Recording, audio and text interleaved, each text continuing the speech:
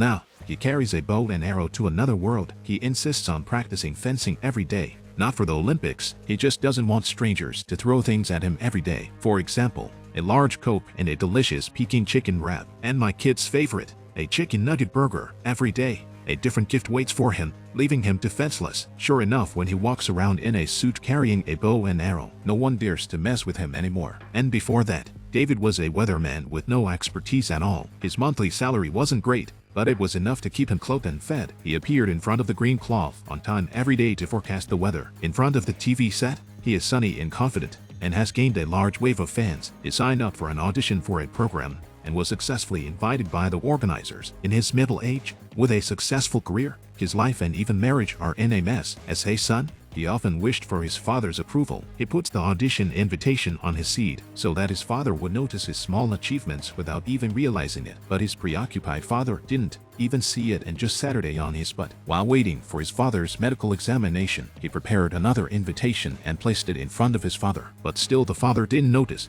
his son's small-mindedness. David's father was a great writer. He won numerous awards and was honored by the president as a national treasure. But his career success didn't make him neglect his family. He took care of every member of the family without fail. David has always been regarded as a child who has not grown up. He worries about David's relationship with his wife and about his grandson's adolescence. Is Mike okay? I think Walt Culling's overreacting. I don't think he's an addict. I hope not. How's your job going?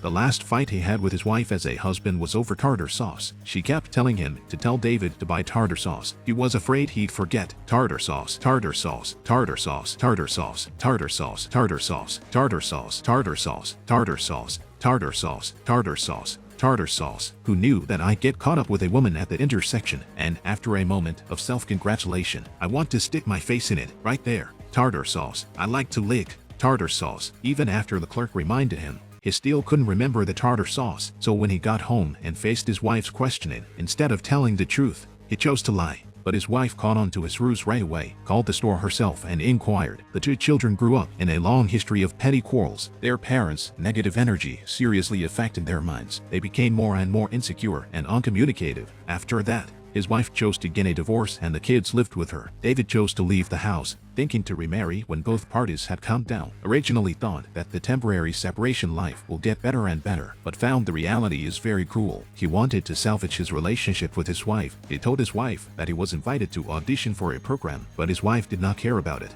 She was more concerned about the children. David can only explain that nothing has happened yet. As a father, he was more anxious to discover his daughter's other interests. She chose archery among many other programs, but nothing happened in the course. Right, okay. Remember, straighten it out. Parallel to your ear, you can't do it. On the way home, his daughter asked for money, claiming she wanted to buy a book, but she turned around and bought a pack of cigarettes. Later, David accidentally found the cigarettes in his daughter's school bag. Looking at his 12-year-old daughter, he didn't know what to say to her. He could only act as if nothing had happened and play the game with his daughter. In a game of three-legged race, which requires tacit understanding, when his daughter slipped, they both fell to the ground at the same time. Seeing that everyone else had already reached the finish line, David encouraged his daughter to finish the race with him. This is an opportunity to exercise. Let's finish the race. I'm in pain. You can't do it. You can't finish. Okay.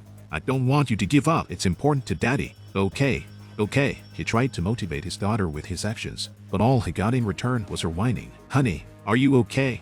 You shouldn't have let me finish the race. You made me walk almost 100 meters. I'm not a soccer player. And his son was even more of a pain in the ass. He got addicted to drugs at a very young age and had to be sent to rehab. His life was a mess, but his father kept teaching him, in order to get anything worthwhile, you have to make sacrifices. Realize that doing the hard thing and doing the right thing are usually the same thing. Nothing of value comes overnight. Growing up isn't easy. No, it's not easy. Who in the adult world isn't trying to survive by any means necessary? It was because of his father's words that he didn't break down. He's been trying to hold himself together. What he didn't realize was that something even more desperate was happening. The guy was a weatherman, often invited to host events. He often used his celebrity status to get something for nothing. One day, while he was on the phone on his way to work, someone threw iced chocolate all over him. David's father saw it on the spot. David didn't have time to explain, but his father told him something that blew his mind. I have lymphoma. David didn't know what to do or what to expect, and he wanted to go with his father, but his father took one look at his clothes and refused. Ever since he left home,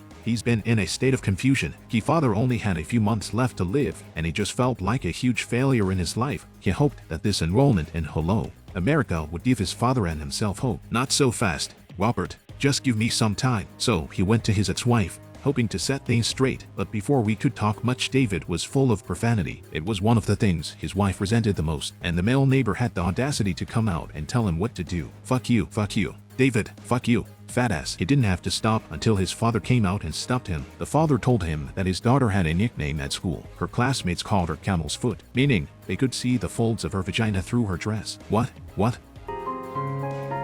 I'll take care of it. I realize I screwed up again. If he hadn't left, maybe none of this would have happened. After a moment's hesitation, he dialed his ex-wife's number for the sake of his two kids. He hoped to salvage the broken relationship. His ex-wife agrees to join him in psychotherapy with an emotional specialist. Let's see if they can't de-escalate their relationship. The first stage is to build mutual trust, and they succeed in bringing each other closer. Passing the test. The second step is to list on a piece of paper what the other person doesn't know, then give it to the other guy. But he can't never peek at it. But an anxious David hides in the bathroom and can't wait to peek at the note. The ex-wife sips her coffee and is happy that their relationship is getting better. But David couldn't resist asking his ex-wife, when does she hate that awful novel? And just like that, the ex-wife lost all trust in the man. You're an asshole. You're a complete asshole. The argument again ended in a fight. But David didn't give up. He sent his ex-wife home, still explaining, but the ex-wife decided there was no point anymore. Hey, shouldn't I see yours? Yeah, the whole marriage lacked passion. You know what, David? I hate you. That's why I lacked passion when your genitals were in my mouth. David fucked up again. On the day of my father's checkup, his hands began to shake uncontrollably. The cells had spread. Chemotherapy was no longer appropriate. The doctor recommended he go to New York for further tests. On the way home, David talked about auditioning for the program Hello, America. If he was accepted, the family would have to move to New York to start over. At this point, his father, who has been silent, approves of David's decision. With his father's approval, David was relieved. He goes to an archery club to learn how to shoot. He first taught himself and then taught his daughter in his own way. Finally, under the coach's guidance and his own continuous training, he took his daughter with him, hoping to revive her interest in archery. But now, his daughter is no longer interested in archery. He wants to know why his daughter chose archery in the first place. But when he heard his daughter's answer, I don't know, hunting or something. Yes, to kill them? David felt a pang of fear. The man slowly raised his bow and arrow at his father's funeral, aimed at the man who had taken his wife, ready to put an arrow through her heart. His love rival looked at him with humor, so he hid from his ex-wife and father, not wanting to lose face at his father's funeral. The man slowly lowers his bow and arrow. It turns out that he failed to get back together with his ex-wife a few days ago, so he naively thought he could use Hello, America to get his family back. So David flies to New York for an audition, accompanied by his father and daughter. He also has to take the father for a checkup. Meanwhile, he wants to change his daughter's dressing habits, so he takes her to the mall. He takes her to the mall and tells her that leggings are for kids. At his age, they should be worn in nice dresses. He picked out some nice dresses for his daughter at the mall. She kept complimenting her daughter on how pretty she looked in the dresses. As she complimented her daughter, she tried on dress after dress, a perfect solution to her daughter's problem. But before he returned to the hotel to share, his father told him the bad news. His son was falsely accused of stealing a wallet by a drug rehab center and was arrested. His son was sent to rehab where he met a counselor. The counselor he met was a pervert who liked boys. After spending some time with his son, he finally went after him. Luckily, his son escaped through a window. While taking the father to the doctor, he was worried about his son, so he left his daughter behind and called his ex-wife. He wanted to give up the audition and rush back to take care of his son, but his ex-wife told him to leave it alone, saying that his male neighbor was helping him. Hearing this made David mad once again. David couldn't accept that his father's days were numbered without optimism until he got drunk late at night. In a daze, he fantasized about his successful job interview. He imagined his wife and children returning and sharing the joy of success with his family. The next day, David attended the interview and it went well. With his years of experience as a weatherman, he was told to answer the phone. After the audition, David hoofed it home. As he walked into his ex-wife's house, he encountered his male neighbor. Confronted by the gushing neighbor, David took off his gloves and slapped him across the face. What are you doing? What are you doing here? I'm doing what, Colleen, a favor. Why are you doing a favor?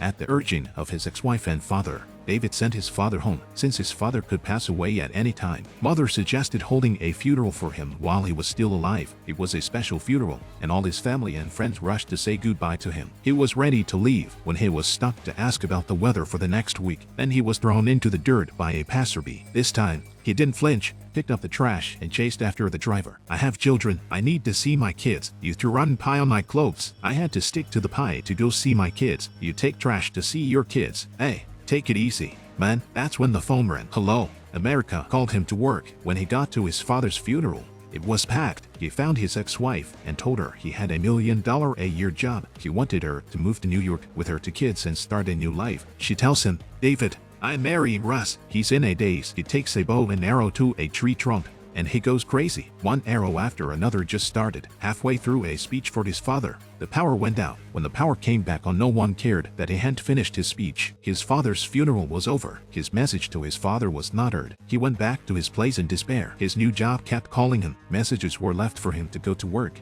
which he didn't pick up or return because he didn't have the heart to go to work right now. He went to the door of the scumbag drug counselor's house in a rage. He met the scumbag that came back, and David beat the shit out of him, takes all his anger out on him, tells him to stay away from his son.